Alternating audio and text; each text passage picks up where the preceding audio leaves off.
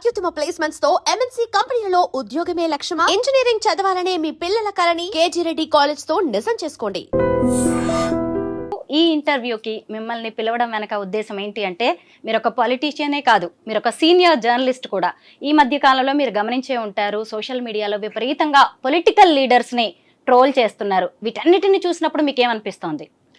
నిజంగా చాలా బాధేస్తుందండి. అంటే పొలిటికల్ లీడర్స్ని ట్రోల్ చేయడమే కాదు, సామాన్యమైనటువంటి వ్యక్తుల్ని ఇందాక వస్తుంటే నేను ఏదో కామన్గా ఎవరో ఒకరు ముగ్గురు అమ్మాయిలు ఏదో ఇన్సిడెంట్ జరిగింది అని చెప్పి ఆ ట్రోల్స్ అన్నీ కూడా చూస్తుంటే ఆ సందర్భం అనేటువంటిది మంచిదా చెడ్డదా అనేటువంటిది పక్కన పెడితే వ్యక్తుల వ్యక్తిగత జీవితాల్లోకి ఇష్టం వచ్చిన విధంగా వెళ్ళిపోయి ఇష్టం వచ్చినటువంటి కామెంట్స్ చేయటము అదంతా కూడా సమాజానికి మంచిది కాదు, భవిష్యత్తు కూడా మంచిది కాదు. మీరు ఇందాకే స్టార్టింగ్లోనే ఒక మాట అన్నారు, రేవంత్ రెడ్డి గారు ముఖ్యమంత్రిగా ఒక మాట అన్నారు అసెంబ్లీలోనే, సోషల్ మీడియాలో విచ్చలవిడిగా ఎవరు ఇష్టం వచ్చినట్టుగా వారు మాట్లాడితే తోడుకలు తీస్తామని. నిజంగా వారు మా పార్టీ కాకపోవచ్చు కానీ ఇవాళ ఈ రాష్ట్ర ముఖ్యమంత్రిగా వారు ఇచ్చినటువంటి స్టేట్మెంట్ పట్ల 100% నేను వారి స్టేట్మెంట్తో ఏకీభవిస్తున్నాను. డెఫినెట్గా అట్లా చేయాలని కూడా కోరుకుంటున్నాను. రాజకీయాలని మనం ఎప్పటి నుంచో చూస్తూనే ఉన్నాం. రాజకీయ నాయకుల మధ్య ఆరోగ్యకరమైన చర్చ జరుగుతుంది, విమర్శలు కూడా జరుగుతూ ఉంటాయి. కానీ వాళ్ళు ఆ సబ్జెక్ట్ వరకే పరిమితం అయిపోతూ ఉంటారు. ఆ తర్వాత వ్యక్తిగతంగా ఎప్పుడైనా కలిసినప్పుడు షేక్ హ్యాండ్ ఇచ్చుకుంటారు, నమస్కారాలు చెప్పుకుంటారు, అంతా బానే ఉంటుంది. కానీ ఎప్పుడైతే ఈ థర్డ్ పార్టీ వ్యక్తులు ఎంటర్ అవుతున్నారో వాళ్ళు ఇష్టారాజ్యంగా అన్పార్లమెంటరీ లాంగ్వేజ్, ఈ మధ్య కాలంలో నేను కొన్ని వీడియోస్ చూస్తే ఓ జర్నలిస్ట్గా సిగ్గుపడాల్సిన పరిస్థితి వస్తుంది. ఎందుకు ఇలా కొంతమంది వ్యక్తులు, అంటే వీళ్ళని పెయిడ్ ఆర్టిస్టులు అనాలా, లేదు అంటే తమ స్వలాభం కోసం వీరు చేస్తున్నారు అనుకోవాలా? అంటే ఒక్కటండి, ప్రతి రంగంలో కూడా ప్రతి చోట కూడా ఎక్స్ట్రీమ్ ఎలిమెంట్స్ అంటారు, అన్ని దిక్కులు కూడా ఉంటారు. అయితే ఉన్న చోట ఆ సెన్సార్ అనేటువంటిది ఉంటే దానికి పరిమితులకు లోబడి మంచి చెడు ముందు వెనుక ఆలోచించుకుంటారు. ఇవాళ యూట్యూబ్ ఎట్లా అయిపోయిందంటే యూట్యూబ్కి ఎక్కడ కూడా ఆ సెన్సార్ లేదు. ఎవరైనా రావచ్చు, ఒక అకౌంట్ ఓపెన్ చేసుకోవచ్చు, కథం వాళ్ళందులో కూర్చొని ఏదో ఒకటి మాట్లాడేయచ్చు, పెట్టేయచ్చు. సో దాంతో ఏమైపోతుంది అని అంటే దానికి సెన్సార్ అనేటువంటిది లేకపోవటం వల్ల ఏది పడితే అది మాట్లాడి ప్రజల్లోకి వదలటము. సో కొంతమంది దాన్ని ఎంటర్టైన్మెంట్గా చూడొచ్చు, కొంతమంది దాంతో మానసికమైనటువంటి ఆనందం పొందొచ్చు, కొంతమందికి అది వ్యంగ్యంగా ఉన్నా కూడా టైం పాస్ అవ్వచ్చు. రకరకాల మనుషులు చూసేసరికి అది దానికి ప్రజామోదం ఉంది అని అనుకొని వీళ్ళు ఇంకా కూడా రెచ్చిపోతున్నారు. ఇప్పుడు మీరు చూడండి, సంస్థలు అనుకోండి, సంస్థలు అయితే సంస్థలో ఒక 100 మంది కలిసి పనిచేస్తారు. సంస్థలకి కొన్ని బాధ్యతలు ఉంటాయి. ఆ బాధ్యతలు ఉన్నప్పుడు ఇట్లాంటి ఈ రకమైనటువంటి మాటలు కావచ్చు, ఈ రకమైనటువంటి తిట్లు కావచ్చు, ఈ భావజాలాన్ని ఈ సంస్థలు ఎప్పుడు కూడా ఎంకరేజ్ చేయవు. ఏ వ్యవస్థ కూడా ఎంకరేజ్ చేయదు. ఎందుకంటే అది వ్యవస్థకు మంచిది కాదు, భవిష్యత్తుకి మంచిది కాదు.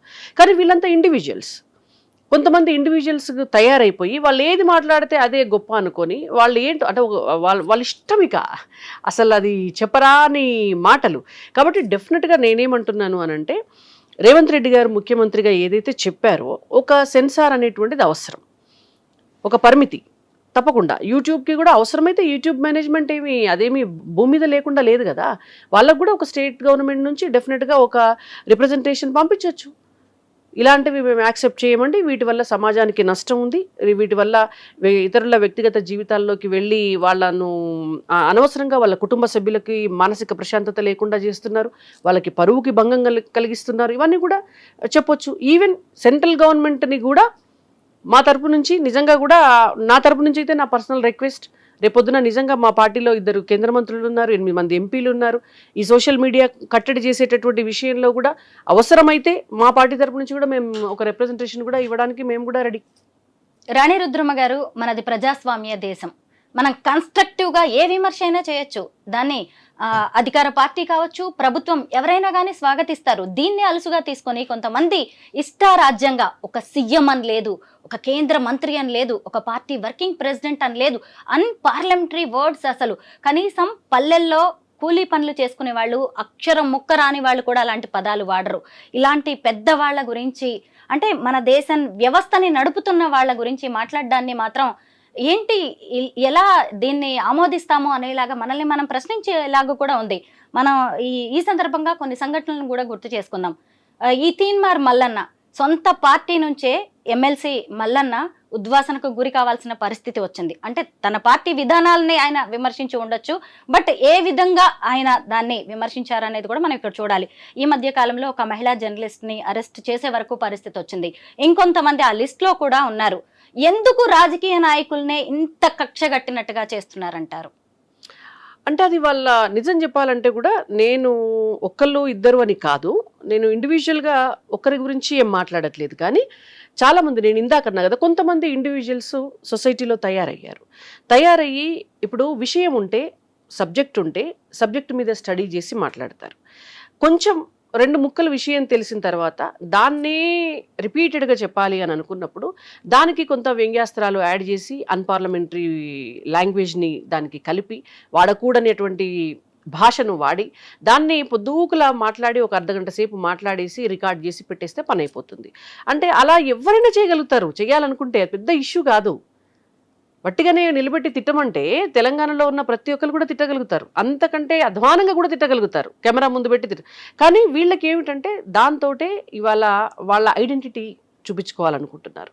అది ఇవాళ మనకు వాక్ స్వతంత్ర హక్కు ఉండొచ్చు కాక ప్రజాస్వామ్యంలో, కానీ దానికి కూడా కొన్ని పరిమితులు ఉన్నాయి. నువ్వు ఎదుటి వ్యక్తి జీవితాన్ని రోడ్డు మీద పడేసే హక్కు వాక్ స్వతంత్రం హక్కు చట్ట ప్రకారం మనకి ఇవ్వలేదు. ఎదుటి వ్యక్తిని పరువుకి భంగం కలిగించేటటువంటి హక్కు మనకి ఇవ్వలేదు. నాకు వాక్ స్వతంత్రం హక్కు ఉంది కాబట్టి నేను ఏదైనా మాట్లాడతాను అని అంటే అట్లా నడవదు.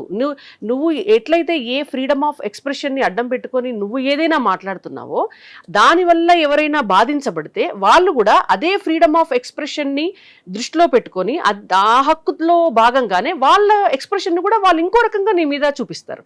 అలాంటప్పుడు టిట్ ఫర్ టాట్ అవుతుంది. అది దానికి సిద్ధపడి ఉంటే ఎవరైనా ఏదైనా చేయొచ్చు. మన ఇష్టం వచ్చినట్టు మనం మాట్లాడి అవతలి వాళ్ళు మాత్రం మనల్ని ఏం అనకూడదు, మన శుద్ధపూసలము, గవర్నమెంట్ ఏమనకూడదు, ఈ ఎంపీ ఏమనకూడదు, ఆ ఎమ్మెల్యే ఏమనకూడదు, పోలీసు వాళ్ళు మమ్మల్ని ఏమనకూడదు, ప్రజలు మా మీదకి రాకూడదు అంటే మరి వీళ్ళందరినీ నువ్వెందుకు అంటున్నావు? రుద్రమ్మ గారు, ఇవి ఇండివిజువల్స్ చేస్తున్న పనులు ఇవన్నీ అని మనం లైట్ తీసుకోవడానికి కూడా లేదు. ఎందుకంటే దీని వెనక రాజకీయ శక్తులు ఉన్నాయి, రాజకీయ పార్టీలు ఉన్నాయి. ఒకప్పుడు కాంగ్రెస్ పార్టీ చేస్తున్న విధానాలు సరిగ్గా లేవు అని చెప్పడానికి బీఆర్ఎస్ కొంతమందిని వాళ్ళ అభిప్రాయాలను తీసుకోవడం అనేది జరిగింది. ఆ తర్వాత రాను ఇది ఎవరిష్టారాజ్యంగా మాట్లాడే పరిస్థితికి వచ్చింది. ఆ తర్వాత బీఆర్ఎస్ మీరేనా చేసేది, కాంగ్రెస్ మేము చేస్తామంటూ వాళ్ళ మీడియా వాళ్ళు మొదలు పెట్టారు. ఇటు చూస్తే మళ్ళీ మధ్యలోకి బీజేపీని కూడా లాగడం అనేది కనిపిస్తోంది.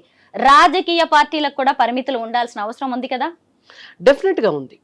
ఏ రాజకీయ పార్టీ కూడా ఇట్లాంటి అంటే సమాజం మీద దుష్ప్రభావం చూపించేటటువంటి వీడియోస్ని ఎంకరేజ్ చేయటం కానీ, ఒక రాజకీయ కక్ష తీర్చుకోవడం కోసం ఎదుటి వ్యక్తి పైన మనోళ్ళు చేయని అని చెప్పేసి వాళ్ళను ఎంకరేజ్ చేయటం కావచ్చు, పెయిడ్ ఆర్టిస్టులను పెట్టి మాట్లాడించడం కావచ్చు, లేదంటే పెయిడ్ కంటెంట్ని యూట్యూబ్స్లో చొప్పించి ఎదుటి వాళ్ళ పరువుకి భంగం కలిగించేటివి చేయడం కావచ్చు, ఏ రాజకీయ పార్టీ చేసినా తప్పే, డెఫినెట్గా తప్పు. ఎందుకంటే ఇవాళ వాళ్ళ మీద చేసింది తిరిగి రేపొద్దున వీళ్ళ మీదకి వస్తుంది.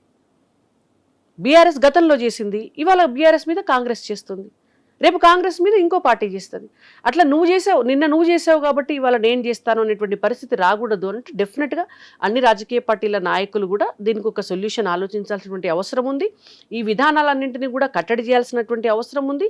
అండ్ ఫస్ట్ థింగ్ ఏంటంటే అసలు జర్నలిజం అంటే దాంట్లో ఏ వస్తాయి ఏవి రావు, అసలు వీళ్ళంతా జర్నలిస్ట్ ఎట్లా అవుతారండి? ఫస్ట్ థింగ్, ఎవరు పడితే వాళ్ళు జర్నలిస్టులు ఎట్లా అవుతారు? ఈవెన్ గ్రాఫిక్ డిజైనర్స్ కూడా జర్నలిస్టులు అని పేరు పెట్టుకోవడం, సీఎం ని పట్టుకొని ఎలా పడితే అలా, కేంద్ర మంత్రిని పట్టుకొని ఎలా అంటే అలా మాట్లాడుతున్నారు. ఒక వీడియో చూసాను నేను, ముఖ్యమంత్రి గారి భార్యని, ముఖ్యమంత్రి గారి కూతుర్ని ఇష్టం వచ్చినటువంటి మాటలు ఎవరితోటో మాట్లాడించి మీరు వీడియోలు పెడతారా?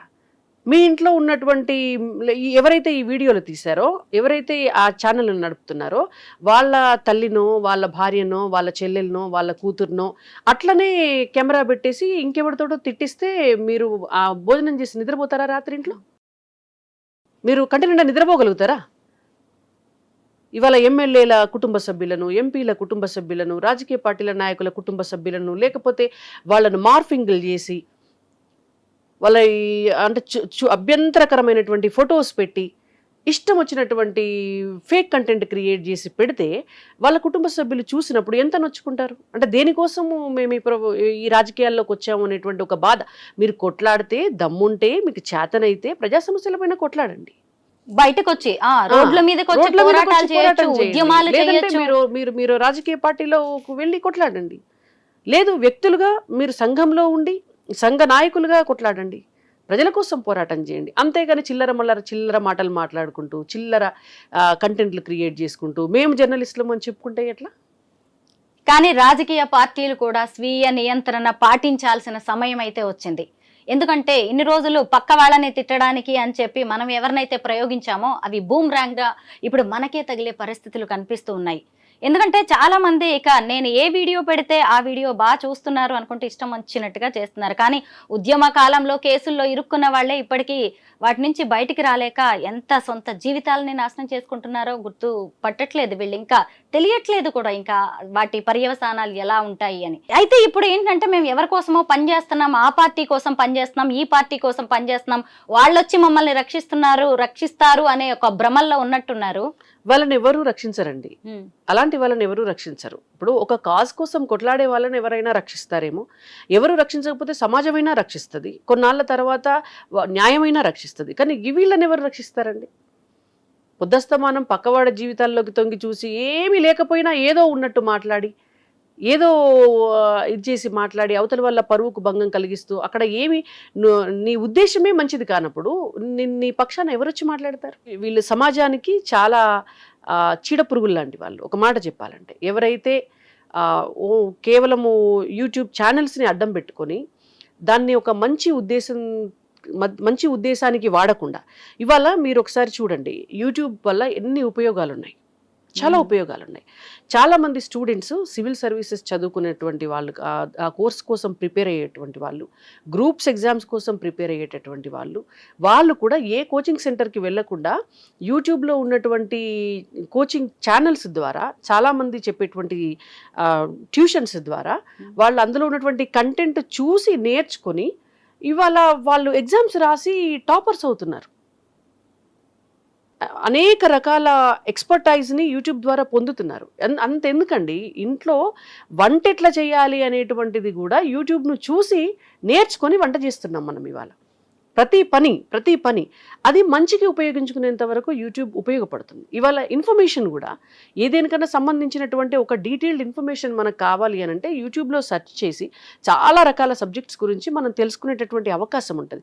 అంత మంచి ప్లాట్ఫామ్ని ఇంత చిల్లర వాటికి వాడి, ఇంత సమాజంలో మనము ఒక భయంకరమైనటువంటి వాతావరణాన్ని క్రియేట్ చేసి, కొంతమంది పొలిటికల్ లీడర్స్ పైన ఇష్టం వచ్చినట్టు మాట్లాడితే వాళ్ళ ఫాలోవర్స్ ఉంటారు, వాళ్ళ పార్టీ వ్యక్తులు ఉంటారు, వాళ్ళ కుటుంబ సభ్యులు ఉంటారు, వాళ్ళని అభిమానించేటటువంటి వాళ్ళు ఉంటారు. వాళ్ళందరికీ మనసుకి గాయమే కదా.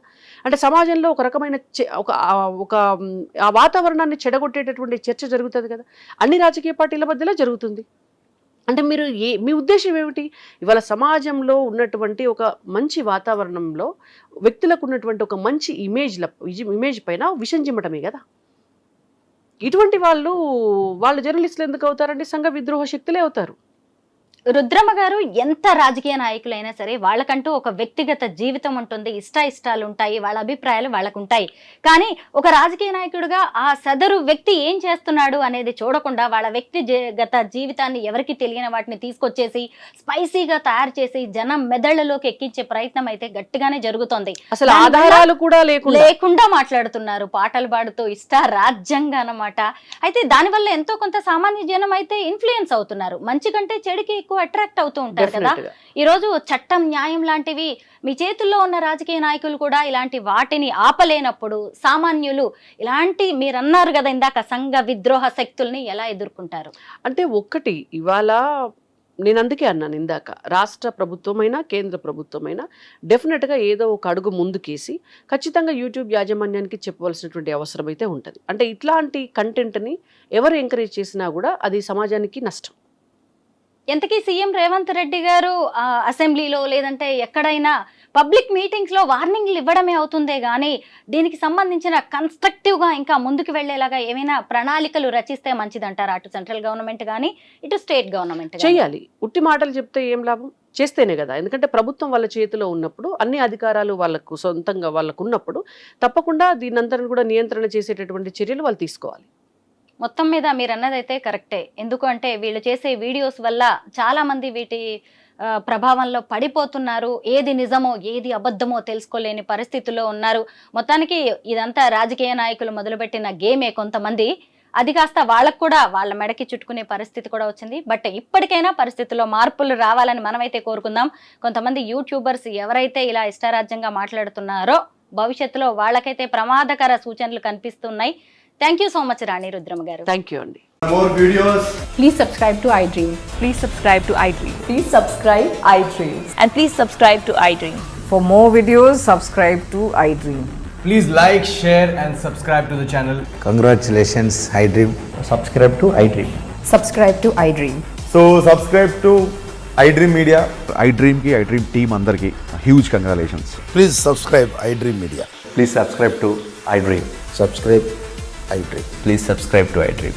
iDream అంటే నా కళల ఛానల్ సబ్స్క్రైబ్ చేసుకున్నారు. నోరు తిరుగుతలేదు, మీరైతే గంట గుర్తు కొట్టండి. For more such videos, please subscribe to iDream. Subscribe to iDream. Please subscribe to iDream. Please subscribe iDream Media. Please do subscribe to iDream. Please subscribe to iDream Media. For best entertainment and information, please subscribe iDream. And don't forget to subscribe to iDream.